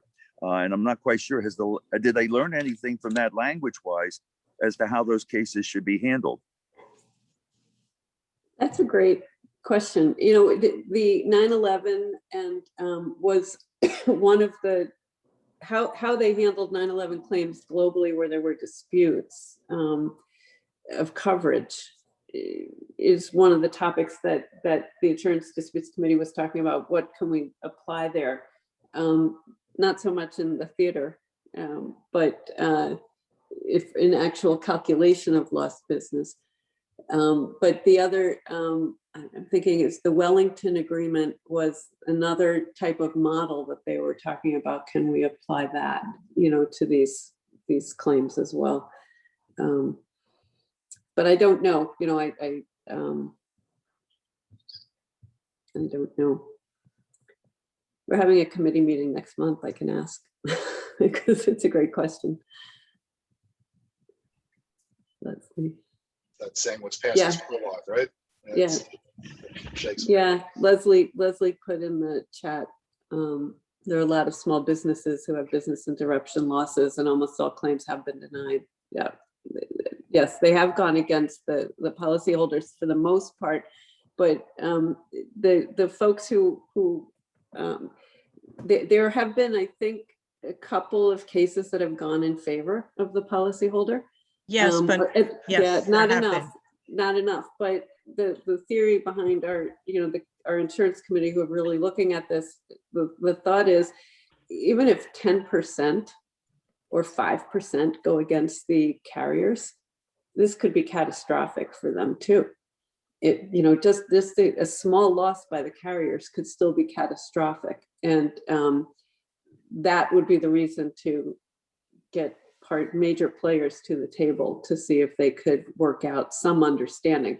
And when we started doing this, trying to do it back in April, the carriers didn't have an appetite because they want to talk, because they wanted to see how it plays out. So the thought among our committee, frankly, is we're not going to get any traction until there's a circuit court decision. So, yeah, anything else? Yes. Well, Also, yeah, we have had a great set of presentations. Thank you so Thank much. you. All of you. You can still, Thank all of you. you, please stay on, like that, because as we're going to go through the rest of the meeting, suddenly someone will say, oh my God, I should have thought of that. We're still, as long as you guys are still here, questions are still open. So anybody can, jump in if they have something to bring out. I just want to bring out the two other agenda items, just that when we report back to NYCLA, did you discuss what's on the agenda? We can say, yes, we did. So the first one is, as some people might have seen on the NYCDR listserv, the petition. Hopefully it's going to be in the future, people will know what that refers to. But in case anybody hasn't seen it up till now, I've started a petition. This is not done through NYCLA. This is just my own initiative, for New York neutrals to be compensated when they're working in court annex programs, to be compensated, not based on a time barrier basis. In other words, they have to go through 90 minutes or 3 hours, depending on which program they are, and to be essentially given the opportunity to have prep time right off the bat. So it's certainly gotten some attention. For everybody who wants an update on it, I can tell you, let me just very quickly, I'll give you the URL in case anybody is interested. And certainly I'll say this from a personal perspective and not on behalf of NYCLA, do consider signing it if you're into this issue. But even if you just want to get the information on it, there's also a spreadsheet that I'm compiling right now of all the 50 states mediator and neutral compensation statutes, all arrayed out and with some commentary and what else. It's going to be a project. I don't know if it's going to be ready for the next development in this, which is a leading Bar Association member meeting. We're going to have the New York laws, the New York State Bar Association members. We're going to have the City Bar. We're going to have obviously NYCLA going to be part of it, as well as Kristen Nelson as well. We also have some people coming out from California. I saw that Richard is on here as well. He was going to be a part of that. We're probably going to be doing that this coming up Tuesday. So it's going to be interesting insofar as also some OCA people have been invited to that. And it's a very, I think, going to be challenging initiative to get off the ground. The idea is to ultimately get an enabling statute for New York. I have gotten comments from people, why aren't you going for the gold? Why aren't you putting down rates? And what else? And the reason why is because that's a very complicated issue. And the first thing that should be done is don't put the cart before the horse. The first thing that should be done is just let's get the enabling power on the books, which some other states, as I found out, have had on the books for well over 20, 25 years at this point. So I'm sort of trying to bring New York into the 21st century. And then once that happens, I'll leave it up to people who are much more experienced in policy and what else to figure the exact rates out. And I had no idea how complicated this topic is from that. But if anybody is interested in it, just follow along. If you do sign up, you get the advantage of when I post updates, you'll know what's going on. So this Tuesday, hopefully after 5:10 p.m., probably a little bit after that, probably 5:30 or 6 o'clock, somewhere like that, I'll hopefully be having an update for that. So that's a story with a petition. In other news, though, that was one of our other items that we had. The third item that we had on the agenda today was NYCLA Part 137 fee dispute resolution program developments. So Amy was on before. Unfortunately, she's not here right now, but I just want to give a quick shout out to her anyway. She's did a phenomenal job back in December in helping Chris Nelson and I revamp the entire program. Anybody, depending upon where you are located, if you want to try to join on, we actually now found out there's a waiting list. But one of the innovative things about recording online trainings is that they're recorded. So what the NYCLA administration has decided is that over the summer, they are going to apparently use the training that we came up with to train a whole bunch of people coming up from New Paltz upstate. So they can take the training downstate virtually, of course. No one's actually moving anywhere. They'll be doing it in New Paltz, and by doing that, they'll qualify for the New Paltz programs. So this is the first time that I think NYCLA is actually using a training in one jurisdiction to train mediators, arbitrators in the Part 137 program in another jurisdiction, just by virtue of the fact that we have the virtual training available. So it's certainly a silver lining in the cloud in light of the COVID pandemic that we were able to do this. Because if it weren't for that, every county or every district of a bar association, depends, Part 137 is complicated in that regard. There's no one uniform set of administration. They're uniform state rules, but then there are local program rules, and it gets more complicated once you get to that level, the local level. So every local locality is responsible for administrating various counties. But it's the first time that NYCLA is going to be crossover, so we're very happy about that. But the good news for anybody who's interested is that once we're doing it with New Paltz, that sort of sets the precedent.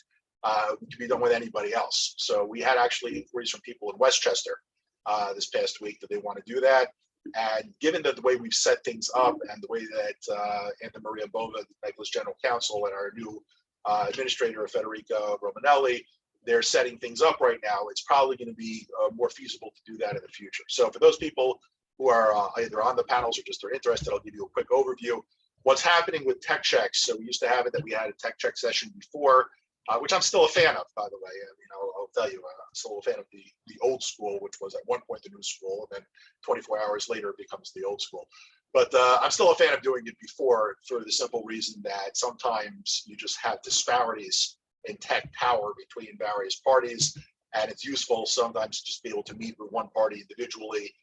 They feel better that way, it's more comfortable. But for time efficiency purposes, NYCLA has decided that they want to do tech checks half an hour before the hearing starts, and then, or this mediation session, depending upon which side you're on. And then afterwards, people will go into whatever dispute resolution process they've elected, either mediation or arbitration. So far, the steps are vaguely similar. Certainly, I see the efficiency behind it. Just the way for trivia, the Better Business Bureau, as part of their auto line program, that's Lemon Law Claims, they've decided to adopt that approach as well, where effectively they do an abbreviated tech check right at the start. But what's different about that program as opposed to NYCLA's is that their case administrator actually stays on just to make sure that the tech is working, and they're actually responsible for recording various. They don't have a mediations section, they have only arbitration. We're recording all the various arbitrations. So actually that's administered by BBB staff that they basically handle that. So it's a little bit different than NYCLA, where the staff is going to be on for about 5-10 minutes. Then once everybody takes their oaths, it all goes back to the arbitrator or arbitrators in the case of a 3-person panel. So those are the developments that are coming up. And if you're interested in joining that panel, certainly speak to Barry Chase. It's bchase@nycla.org. There's a waiting list right now, so we found that. The Board of Governors has to approve various classes. That's what they call entire groups. They're the ones who hold the power over that. And right now, we were actually maxed out. But this is the first time, Nelson, Chris, correct me if I'm wrong, but I'm pretty sure this is the first time since the pandemic hit that we had our entire board of cases cleared within a day. In other words, we usually have is we have the case administrator puts out a whole bunch of cases. Whoever wants to sign up, it's first come, first serve. And then he or she ends up taking out sheets for Federica. She ends up taking the cases as they come in, first come, first serve. When certain prior administrators, when Lee Chavin and Lois Davis and Elizabeth Bieberman were running the program, there were times when cases came out and the board was cleared within 1 minute. I remember one time where I just saw an email. They can't. Here's the cases for June. Neutrals, please declare your availability as to when it would be like that. Within 1 minute, we got an email back. All cases have been filled. Thank you very much. So this is the first time that since the pandemic started, we've had since the day, which I view as being a testament to the fact that we have so many people who are interested in the program right now, and we have a glut now of the good way. We have a glut of neutrals ready to take on the cases, which is a very promising development. So I'm very happy about that. And I'm sure Chris and Nelson are as well. We were sort of waiting for this moment when it wouldn't be, can you take 3 arbitrations this month, as opposed to, well, do you mind waiting for another month or two before you get another one to come around? But there's still plenty of good cases that are out there. Were these, so that's, can I interrupt for a second? Sure, Were these please, for pay or were these volunteer? yeah, this is Part 137 has always been a volunteer program, and Okay. it's interesting that you bring that up, because one of the things that I found out this morning, very early, I was researching Massachusetts. So Massachusetts actually has a guide. If you go to the spreadsheet, if you give me just a couple of minutes, I will, not even a couple of minutes, a couple of seconds, what else? I'll get you the link to the spreadsheet. If you go and look at Massachusetts, they actually have a guide to all of their programs. Their dynamic in terms of case administration and compensation, they sort of rolled it into one package, is that the courts contract with various DR providers.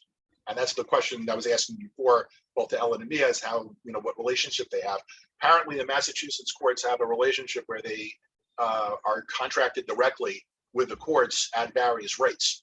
It's not necessarily always at reduced rates. It depends on the type of case, the level of the court. There are various criteria they have to meet. It's Rule 118 of the Massachusetts court rules. So their Supreme Judicial Court, if I remember correctly, is their highest court, that sets out the general framework. And then within that, every court has their own rules under that. But the one thing that I noticed is that even in programs where there's no compensation, there's no time factor. In other words, there's not a single program. There are 99 pages worth of them, by the way. It's a 99-page guide to various local DR programs throughout the entire state as to set up. But I noticed that not any of them are time-based. In other words, you have to give 2 hours, 90 minutes, 3 hours, whatever it would be, of time. All of them are either uncompensated or compensated. It's a binary system. It's one way or another. So I found that to be very interesting. And that system has been in place for a long time already. It's been in place for something like 20 years. So that's the lay down with that. And Ellen, you have your hand raised. I do. I have a question on that, because Yeah, sure. I'm not so familiar. I'm new to this aspect of it. What is the rationale for the courts, other than not having the money, maybe? But what's the rationale for not getting paid to provide these services and not get paid? By the way, Ellen, that's not their rationale that they don't No? have the money. No. Oh, okay, that's good. No, that's good to know then. I mean, because, well, and without knowing the rationale, I would opine, it seems like that's a huge barrier to entry yes. for people to get the experience they want. And actually, right? Yes, and actually, since you brought that up, it's a great segue to an article that you can get at the bottom of that spreadsheet by Jeff Kitchaven out on the West Coast. He wrote back in 2015 how programs, which effectively are like the ones that New York courts have, are actually impediments to diversity. Yeah, that's right. Yeah, absolutely. So it's a very, very, very, it's not very long. It's a 3-page message from the president. At the time, it was the Southern California Mediation Association that he wrote the article for that. Full disclosure, he actually gave that to me. I had a nice conversation with him on email. And But Elon, to answer her question directly, their rationale is that because the ADR is presumptive and therefore obligatory, they may not force the litigants to pay. That is their rationale. Which is why, again, they need the enabling statute, which is where this whole initiative came into play. So now, yeah, that's correct. That is the rationale. And now I will tell you, and Amy's not here, I see, but I will tell you that the court system, as you probably know, just got refunded again. And the money that was taken away from them, that they had to let all those senior judges go, has been restored. But, and this is what people don't know, I know it, and I'll probably get in almost as much trouble as Ilan got into with this whole thing for saying it, but the deal with the senior judges is now this. If you want to be certified, you can reapply, but you have to work in housing or family court. So now most of these 70-plus-year-old judges that I know have said, wait a minute, I'm not going to do that. I'm not coming back if I have to work in housing or family court. So what's going to happen to the $30 million that they had cut that's now being restored? Why can't that money be used to pay for people to mediate? And of course, we're never going to find out what happens to that money, because that's the way things go. But I just wanted to make you aware of that. It's not that they don't have the money. It's that it's obligatory and they don't feel that they have any right to make people pay for it. Until they get the enabling statute, which if you go to the petition, there's a video from one of our prior programs where the OCA people, made that position clear as to what they need to have done, which actually was sort of the impetus for me start to thinking about this in the first place for starting the petition. But yes, Nelson is correct. They, I think, have $30 million now as a surplus or something like that, and they could use it. I mean, there are various states that have entire offices of dispute resolution, which are set up as centralized clearinghouses for their cases. Georgia has an office of dispute resolution. Colorado has an office of dispute resolution, and these are essentially state-funded agencies. And the way they get the funding, if they don't have, let's say, like a surplus like we're talking about over here, the way they get the funding is actually just by charging litigants. They tack on, it's not really a lot. In some places, it can be by statute no more than $10, per every single case, irrespective of the case. But that allows jurisdictions like Colorado to compensate even small claims mediators, which in New York would never be heard of. Small claims mediation has always been pro bono, and it's in the same category as Part 137. So to the extent that people study what's going on with the other states, I'm hoping that we can at least just get an enabling statute on the books, and then maybe what Nelson is saying, maybe we can actually use that money to further ADR initiatives, and then of course with CPR that hopefully can maybe get a contract with the courts to CPR, and we can have a different dynamic completely with the way everything works. I think the main issue with just never mind just private ADR and court ADR and all the systems, that I think the main issue is that no one really, to a certain extent, has an understanding in New York about how everything can interplay with one system to another. We have sort of an idea that this class of cases goes here, this class of cases goes here, and very often you just get that weird case that doesn't fit the pigeonhole, but because it's been classified by the courts or by the parties or by someone else, it ends up there, and you get usually a disaster. Just a case in point, I'm a commercial division mediator. I got a case because someone checked off on the RJI, the request for judicial intervention. They just happened to check off it was a public health law case regarding nursing homes and class action, which usually deals with personal injuries and nothing to do with commercial. But for whatever reason, because they decided that commercial rights were implicated based upon the statute in the public health law 2801, in New York, they checked off commercial. So when the court clerks got the case, they said, oh, they checked off commercial. Okay, let's throw it over there. They didn't bother checking that in another venue before the case came over to the venue where I was assigned.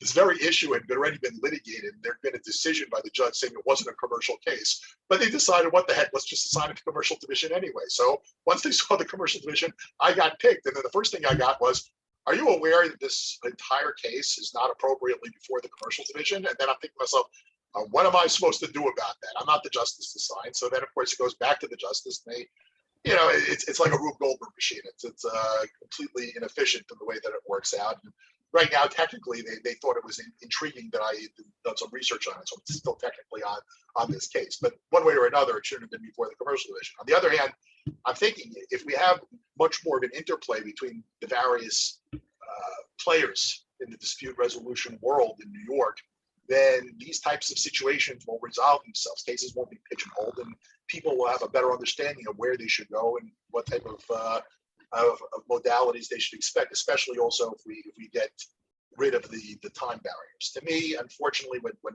attorneys see the time barriers, they say, this is a process I don't want to go through. They really are not enthusiastic about DR, whether it's going to be mediation, whether it's in the arbitration. But most of the time, though, it's mediation. It's what the courts certainly tout over here. As opposed to Massachusetts, where apparently parties get their choice of 7 different dispute resolution processes. They have conciliation, they have collaborative law, and much more intricate than what New York has. But over here, if people don't want to be participating in the system, so they're going to figure, okay, well, I got the refuge of the time barriers. I'll wait out my 90 minutes. And I even thought of a scenario. If anybody plays the game Go, as opposed to, that's a game which is very popular in Asia and Asian countries, in China, Japan, Korea, Malaysia, all that entire Asia Pacific region is games Go, as the Japanese name for it. I believe there are other names for it in Chinese.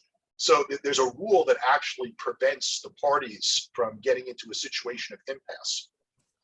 You can only make certain moves on the board, and I'm not going to get into explaining how the game works over here right now, but I found it to be very interesting that you can only go one for another. I was thinking to myself, the way that some of these parties who don't want to be in mediations play the game, sort of to speak, is that they adopt offers which are so hideously unreasonable that they just exchange them deliberately to run out the clock. So they actually are in agreement together to torpedo the process. And it comes down to, you ask one side to make an offer, they say, okay, I'll make you an offer $1. The other side comes back and they say, I'll make you an offer $99,999. And they go back and forth and back and forth and back and forth. And at the end of the day, it just becomes a waste of time. So I was thinking about that. There needs to be some sort of rule, to break people's attempt to deliberately sabotage the process, notwithstanding the fact, the irony is that they're actually in agreement. It's had to be useful, but who knows? We'll see what happens. So that's that. Okay, so it is 7:41. We're still a little bit early. Does anybody have any other questions for Ellen and Mia, since we're still here? Anybody want to bring up? We cleared the agenda, which is great. Does anybody want to bring up any other topics, concerns for the committee, for Ellen, for Mia, for anything in general? Okay. I can ask you about this thing's coming up May 4th. This is John Kearns again. Is it going to be a true interactive discussion, or is it going to be a lot of, pardon my expression, pontificating by the gods, and then we're all listening, and then we say thank you very much, genuflect, and go out of the room? How honest can we be with this group? How willing are they to listen to whether they have clothes on or not? Forgive the mixing of metaphors here. Yeah, it's going to be a great question that I'm going to be, eager to find out. The one thing I can tell you about that meeting is that it's going to be recorded. I've already let everybody know about that beforehand. So, I mean, I view that as being essential to transparency in the whole DR environment in New York. It's something which, to a certain extent, we really don't have much of. People always seem to be asking the same questions. When people ask the same questions, it's because they're not informed.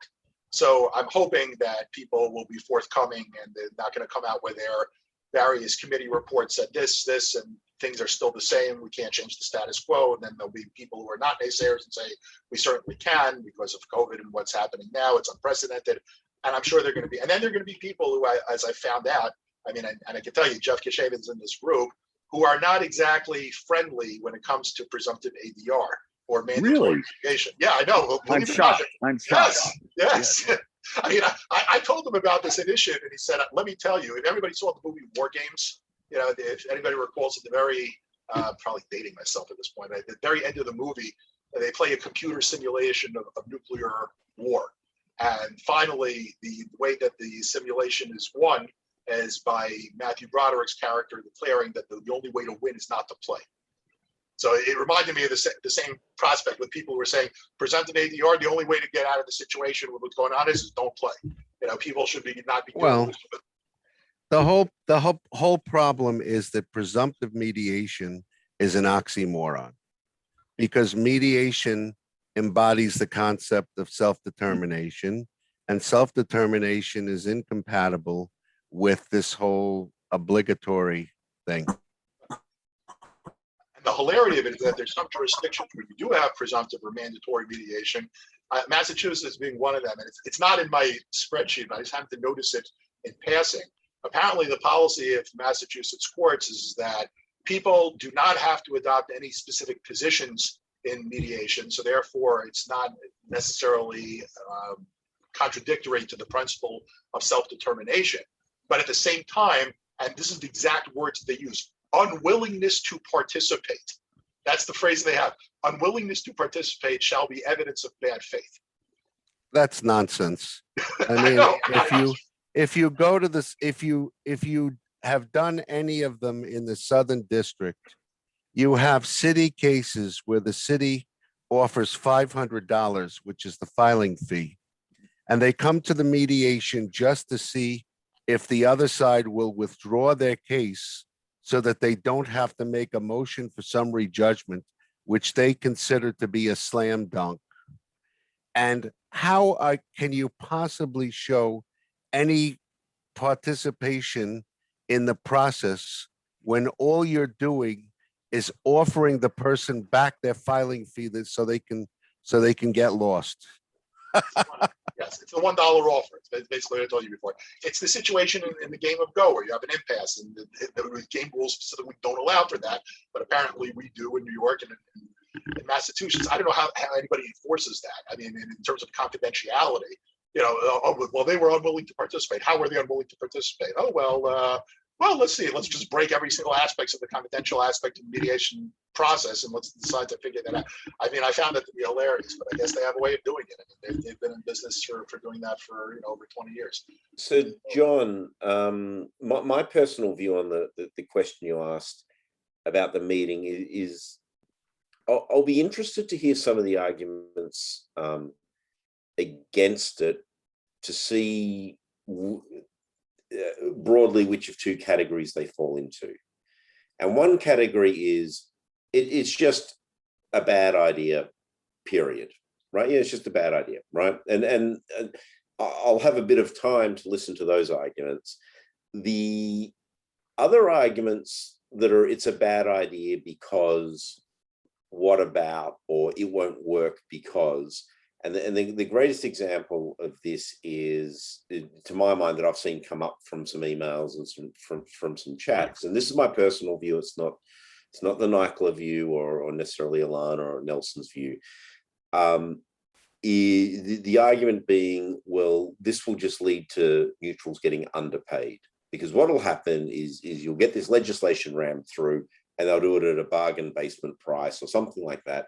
And then you'll have to go and change the legislation in 5, 10, 15 years because everyone's getting paid $100 an hour or something like that. And I find those arguments when what you're trying to do is implement macro policy change to be pretty frustrating, because the argument is saying at the start, well, yes, this is a good idea, but we shouldn't do it because. And so that'll be the two different sort of negative or anti arguments I'll be looking And that's the at. position of the New York City Bar Association ADR committee. And there'll be somebody from that committee there. And the position is this: if you make legislation, then the mediators, you'll give them an excuse to underpay the mediators, and they'll only get paid, say about $150 an hour. And if you look at the Eastern District of New York program, the mediators make $150 an hour, and there are people climbing over each other to get into that program. I was turned down without even an interview, okay? And everyone wants to be in that program. So where does that put that argument that mediators will only be paid $150 and nobody's going to want that? Because the The reality is everybody wants that baby. Everybody. Yeah, and I think, as Alana has pointed out, there's my counter to that on top of what's happening in the Eastern District is there are enabling statutes around the country. I think Georgia's the prime example of you pay the mediator at the commercial rate they charge, as long as it's commensurate with their amount of experience they have in the relevant field. If they're qualified and they have the experience, let the market answer the question. So I think there are ways to do this, and it also circles back to another minor bugbear I have with the prohibition on paying is the lack of an enabling statute, in my view, and again, this is personally my view, and you can criticize me for getting this wrong and being a bad lawyer, is my understanding is there are other states that don't have enabling statutes that find a way to pay their mediators. It's kind of used as a blanket excuse to say, well, we're not expressly allowed to do it, so we're not going to do it. As opposed to it's prohibited, we can't pay. And so I think a lot of this is a lot of what this policy change is about. Is I hope it just promotes a more open and active discussion about, well, what is the law? What does it say? What can we do and what can't we do? Now, obviously, if we get an enabling statute, it answers all of those questions. But there might be some clarity brought along the road there in the meantime. Can I ask a parallel world question? How did you get permission or required to take depositions, do doctors before they go into court so they don't have to come in live? Was that done statutorily, or was that just done by a rule of court? Remember now, everything used to be by ambush back, well, even before I was around. In the 50s and 60s, it was trial by ambush. You didn't do any real discovery. There really wasn't a lot of documentation. It wasn't these motions to compel. And then, of course, after that started to come along, then, of course, you said, well, look, let's get everybody in the can, especially the doctors, because they're the most ones who have their schedules really messed up. Was any of that ever made statutorily required, or was that simply a rule of court coming into existence that said, this is how we're going to administer our cases? Can somebody answer that at all? And at least there's how this in was New done? York, that is statutory. It is statutory. That you can take the deposition of a doctor. No, but I mean, statutory was it felt it was necessary in order for the court to say to the litigants, look, you've got these too many doctors here. It's going to be very difficult to do this. Let's have as part of the pre-trial work, I want you to figure out a schedule where you're going to take these doctors' depositions and have them in the can, ready to go, and then we can try the rest of it, in person, live with a jury. Or was it always considered a statute was necessary in order to even order that? Does anyone know? I don't know. You'd have to trace the legislative history through the CPLR, to figure out where that comes from. But the one thing that sort of distinguishes, though, the litigation environment, and maybe even to a certain extent the arbitration environment, but certainly in the litigation environment, the one thing that distinguishes it from the other dispute resolution environments is the concept of inherent power. It's the one thing that the courts sort of have as a gray zone, where it's really, to a certain extent, like even when it comes to certain things like contempt, there's statutory conditions for contempt, when it comes down to it. But not every single time that you have a finding of contempt does it always boil down to a court following every single checkbox when it comes down to the statutory conditions. That's of course what you have appellate courts for. What else? There seems to be a certain inherent power that's given to the courts just by virtue of the fact that they are the courts to administer themselves. So when you're talking about policies like doctors having to take depositions, or alternatively, even in jurisdictions don't have enabling statutes for the courts to be able to set mediator rates, they very well might view that as being the administration of justice, and as a result, the power is inherent within them, and that could just be the answer, in this particular case. And then over time, because people want to see more of an external manifestation of that power, they decide to embody it in a statute. That's just, my guts, but I don't know if that's the answer, historically speaking, in New York. You'd have to do some historical research on that. Thank you. if they want this to be mandatory, then the courts are going to have to pay. Because if the lawyers don't want to do it, you can't force people who don't want to be there in the first place to pay for the privilege of not being in a place where they don't want to be. And with respect to the mediators, the issue is this. I mediate for Queens Community Mediation Services, community disputes. If I want to do pro bono work as a mediator like that, that's my decision. I want to help the community by helping some neighbors work out their noise dispute or whatever it may be. That's my choice. But I shouldn't be forced to give 2 hours of my time or 90 minutes or 3 hours or whatever it is to two lawyers who are earning $700 an hour. Okay, that's not pro bono. That's something else. I don't know what you want to call it. It's called inequitable conduct. That's what it's called. When it comes to that, it's a hideous imbalance. To that extent, by the way, since Ellen, you were talking about pledges before, Jeff Kitchaven in his article actually asked for lawyers who are involved with these types of programs, with the time-based programs and what else, to take a pledge. And their pledge is that they will not participate in a court annex mediation program unless they instruct their clients to pay the mediator the market rates that they would be paying, or alternatively, they forego all of the compensation that they would be getting from their clients for whatever time they spend in the mediation process because the mediator is not getting paid. But basically, it remedies that pledge. It remedies exactly what Nelson was talking about before.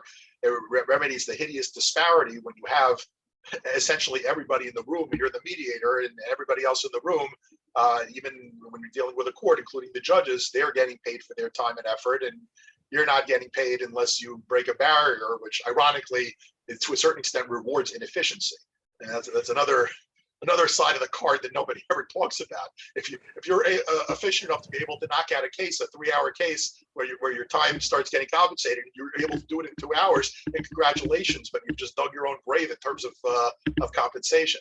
And no one has addressed that problem, which is just a sad irony of the whole situation. So I made a suggestion at a New York State Bar Association meeting, and it got the same reaction that your petition did. I said as follows: okay, they can't pay us. There's no enabling statute. Then what about this? All of the mediators with experience who don't want to do the mediation just for experience will refuse to do it. And so the only mediators they will have in the program are the less experienced mediators that are doing it for experience, unless they agree that the people with experience get paid. And the idea is, look, you're getting value for value. If you've got experience as a mediator, you shouldn't be offering it for free. If you're using the Part 146 for experience, then you're getting something tangible out of it, that being the experience. But when you are involved in a program where you get neither experience because the lawyers say, oh, we want to get out of here. We don't want to settle this case. We don't want to be here. We want to get out of here. When they say that, you don't have the pleasure of settling the case, and you're not being paid. So you end up empty-handed. To lose-lose scenario. And to a certain extent, that's how CPR and a lot of the other private ADR providers differ, so far as that they have members who've committed themselves to the process, which is a tremendous difference. I've been in cases in the Part 146 rubrics where the attorneys are committed, and those cases, I have to say, those, even though they may not end up paying a lot, those are the cases I found to be the most enjoyable because the parties are there to seriously work at resolving their dispute. On the other hand, I've been to cases which on their face you have a nice 8-party or a 12-party coming up, and you think, okay, there's no way you're going to be able to go, past 90 minutes, and nobody wants to be there. And when it's happening, is that you don't go past 90 minutes, and it becomes a colossal waste of time. And those are the most dissatisfying cases. At the end of the day, it's what Justice Milton Tingling said when I was at a meeting in the Supreme Court Committee from NYCLA about a week ago. And he said, at the end of the day, DR, as we see it in New York courts, is going to be successful only if the members of the bar buy into it. If you don't have the support of the members of the bar, then That's right. it's going to be a disaster. And I have to say, I think he's right. With all of his experience, he has over 30 years of experience in the courts. And what I'll say, I have to think in that case, it's correct. So As long as the attorneys view the cases as cash cows, you are never going to get people to buy into ADR. It's just as simple as that. I was a consumer of ADR as an in-house counsel for 25 years, and I couldn't stand the answer that I would get from our outside counsel when I would say, like, we should mediate this, and outside counsel, oh, it's too soon. It's like, Too you soon. haven't billed enough yet, I need to bill you for a few depositions first. Exactly. By And the way, that's why in some places they run 2 teams. One is the litigation team, Oh, yeah. one is the parallel I've done universe. that. Yeah. Yes, The and settlement that's how you sort of get counsel. around it.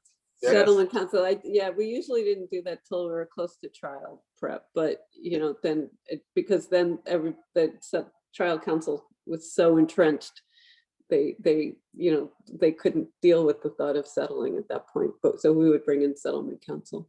But the thing that would most annoy claims managers at the various insurance companies, and it's not just New York, I mean, I've been to them all over the East Coast, is the cases going along, they're writing memos to the adjuster, they're saying what a wonderful case they have, and about a week before it's about to go to trial, suddenly, oh, this is not that good a case, we should be trying it, we really should be trying to settle it, and that's what gets the claims managers really bugged.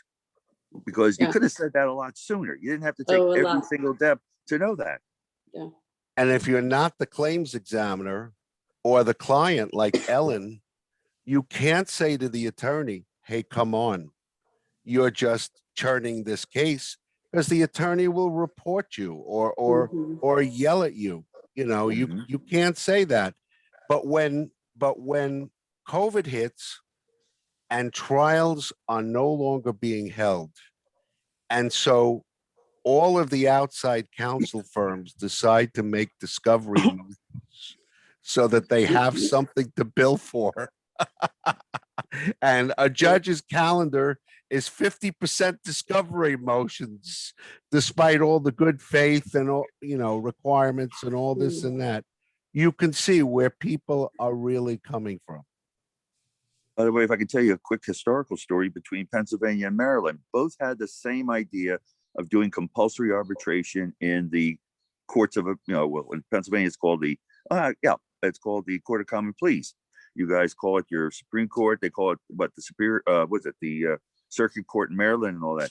Well, the 2 things went up to the appellate courts, and in Maryland, it was held that you couldn't force people into arbitration because it violated speedy trial in the Constitution. Pennsylvania, the judges say, no, this is just a small speed bump. As long as you keep the cost reasonable and it doesn't really delay the process, you can go ahead.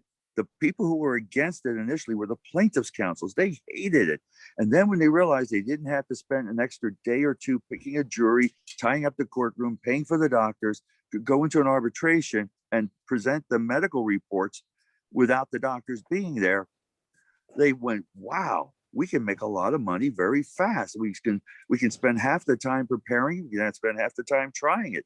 And then they became the ones totally behind the arbitration program. But initially, Pennsylvania, they were the ones that challenged it all the way up to the Supreme Court of Pennsylvania. But Maryland, even to this day, even though they're very much into mediation, somewhat, I should say somewhat, not every county, but arbitration, they have never gone back and looked at that decision to see whether or not they could have gone that way. They could have instituted some sort of court-based arbitration process. In my experience, the plaintiffs are in favor of ADR. It's the defendants who don't want it. Yeah, Yes. it's the discovery culture too that we have here, which is I can't possibly give away money without knowing, everything I need to know. I mean, it's a frustrating thing as opposed to saying there's still a number we could come to, even if you don't know everything, we But could get rid of this That's for a where New lot less. Jersey, Yeah. I'm sorry, that's where New Jersey made a major mistake when they first set up their program over there in their Superior Court. They put you on a 35-day window to have the conference call and a 90-day window. And it didn't matter whether the case was a track 1, which is 150 days, track 2 is 300, and track 3 is 450 days. So if you're trying to do a mediation in the first 90 days and you say, was it FSLA, the federal, the one I'm talking about with the LA. train The operators wage and an all- hour, yeah. Right. FLA, Fair Labor and Standards Act. Yeah. Thank you. The records, the medical records usually aren't fully available to both sides for about 6 or 8 months. So you're well past that 90 days. So when they stop trying to cookie cut the mediations, that no matter how complex they were or what the subject matter was, when they finally said, hey, here's your window, you got 450 days, mediator, you figure out what's best, when to hold it, when the parties are truly ready, and that the mediation will not be a waste of time. The program got better that way because the court wasn't trying to do, we just want to get it done in 90 days or 35 days. And that's not always possible. Yeah, but it helps their stats. Yes, yes. I am enjoying this. I do have to sign off. Yeah, no, I think everybody does it For there. my We are husband. over Okay. time. So But thank you so much, Ellen. Yeah, thank you. This Thank was you. really great. It was Yeah, really a and pleasure. Thank we you. hope to, have you and Mia back again at some point. Maybe some of, other people. So certainly we're going to have one other thing, by the way, I forgot to mention, just since it's the International Institute. Chris and Nelson are working on an international arbitration CLE. For anybody, who's interested in that. I forgot to mention that. That's also going to be in the works. So with that, we are over time. Thank you so much. Next meeting of mediators meeting online is going to be the next thing. I think that's going to be, the next thing coming up is the May 21st program, and then we'll have MMO after that. Thank you again, everybody, especially Thank Ellen. you. Yeah, thank you. All right. So Bye-bye. have a great night. Good night. And, Thank you, do save the everyone. chat. Yeah. Thank you. Bye. Take care. Bye-bye, everybody. Bye-bye.